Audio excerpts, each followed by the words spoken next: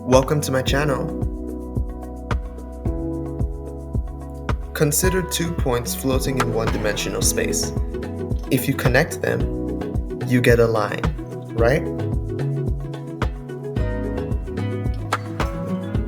Now pick a point in the middle of the first 2 points that happens to be in the second dimension. This new point is along the midline of the first 2. If you connect them, you get a triangle, right? Now consider a 4th point in the center of the first 3, but this 4th point happens to be in the 3rd dimension. We're looking from the top now. If you connect them, you end up with a tetrahedron, right?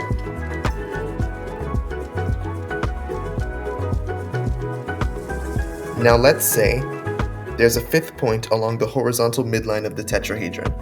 This point is 4-dimensional, but I can't represent that. If you connect all the points, you end up with a pentachoron, the 4-dimensional triangle. In fact, there's a cool relationship between the tetrahedron and its 4-dimensional counterpart, the pentachoron. In this model, a pentachoron contains 2 tetrahedra joined together by a triangular face in the middle. The first is in green, the second is in red. If you research it, you'll see that a pentachoron looks like this. Why is mine different? Well, they're actually the same thing. If you push the 5th point into the center of the original tetrahedron, you end up with the picture I just showed you. This is my favorite depiction of the 4-dimensional triangle, the pentachoron.